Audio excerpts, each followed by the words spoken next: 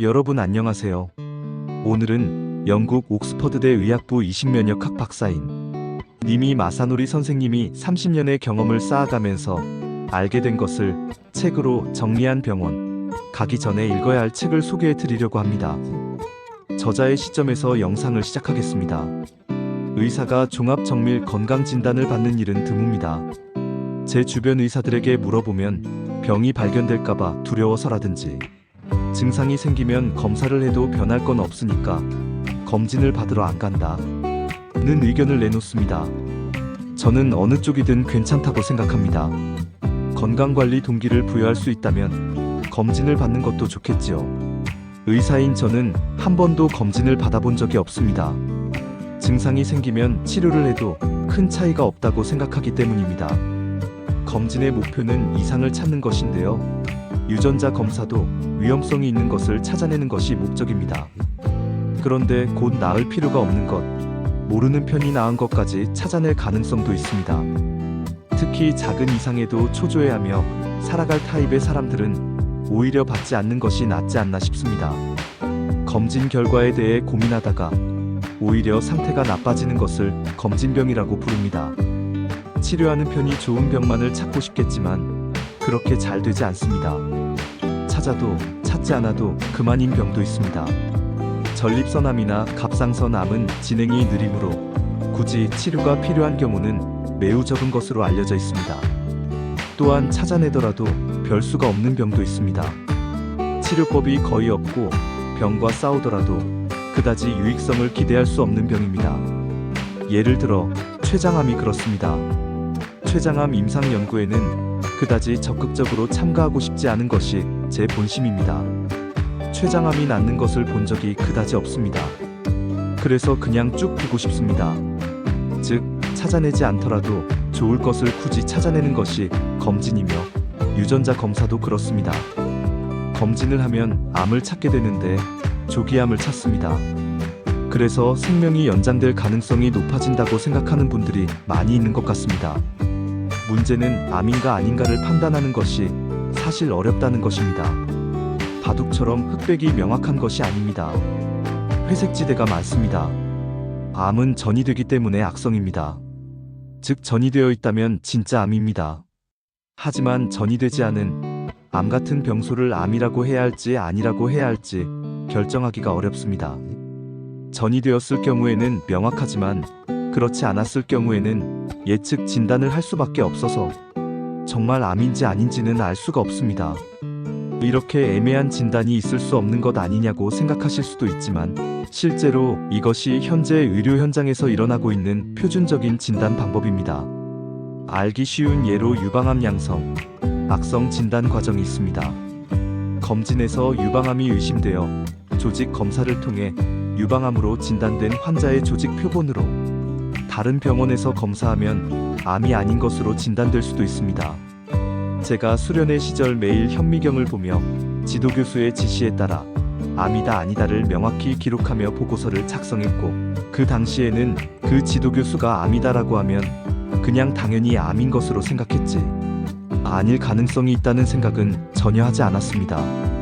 하지만 장래에 반드시 전이될 병소처럼 보이더라도 그 사람이 살아가는 동안 전이되지 않는다면 그 사람에게 있어서는 양성입니다.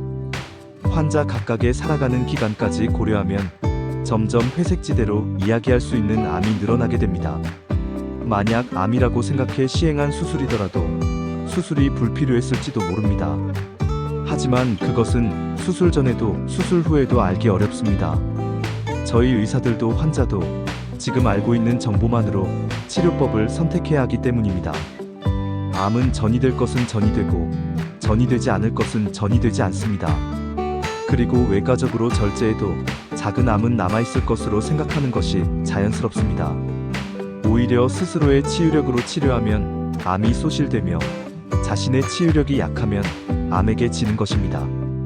또한 암에게 승리하지 않더라도 당분간 함께 암과 살아갈 수 있다면 그것도 좋습니다.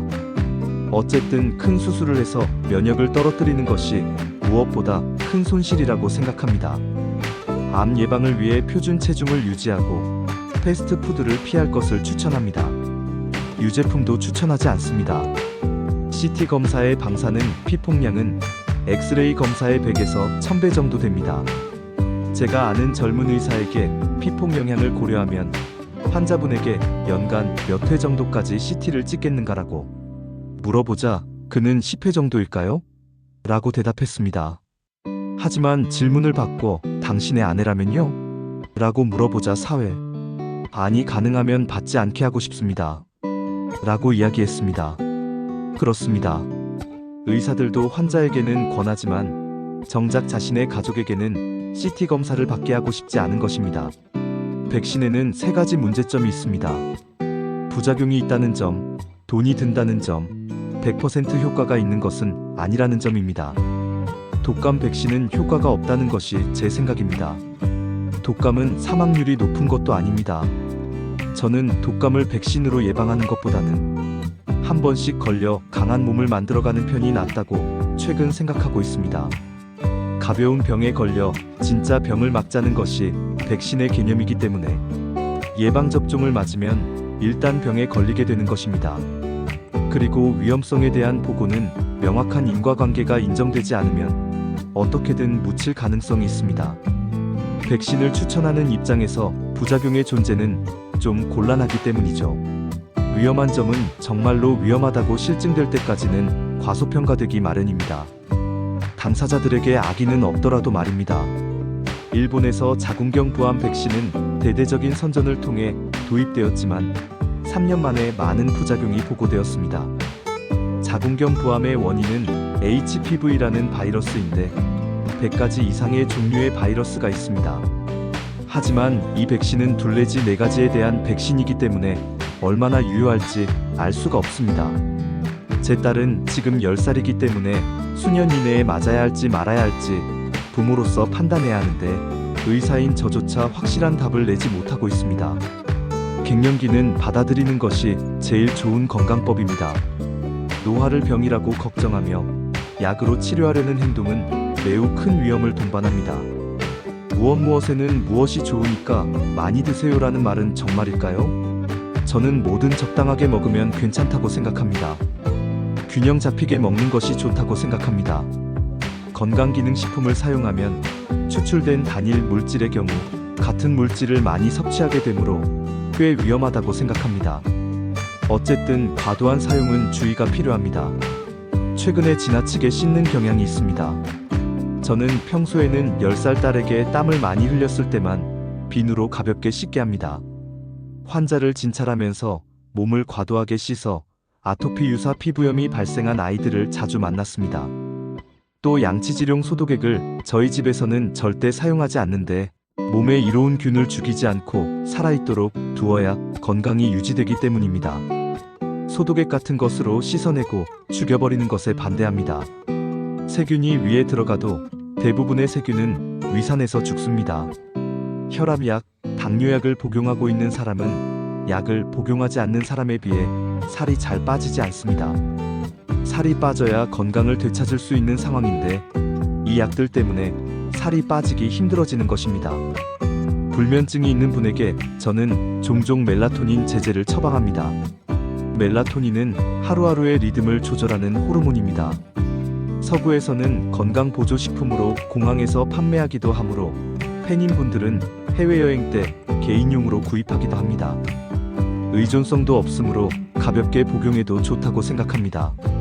골다공증의 진행을 멈추는 골다공증 약 대부분은 기둥을 무너뜨리는 세포가 기능을 하지 못하도록 하는 것이라서 오래된 기둥들이 늘어나는 것일 뿐입니다.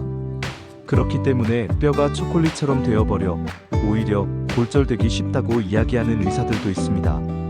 실제로 골다공증 약을 사용할 때는 이빨을 뽑아서는 안 되는데 턱뼈에 염증이 생겨 괴사되어 버리는 악골괴사라는 부작용이 생길 수 있기 때문입니다. 일본 학회에서는 좋은 콜레스테롤과 나쁜 콜레스테롤을 구분하여 여러 진단을 하고 있지만 이전부터 콜레스테롤이 높은 편이 장수한다는 이야기들이 있어 왔고 그러한 논지의 책이 늘어나고 있습니다. 현재 상태에서 저는 기본적으로 콜레스테롤 수치는 신경 쓰지 않습니다.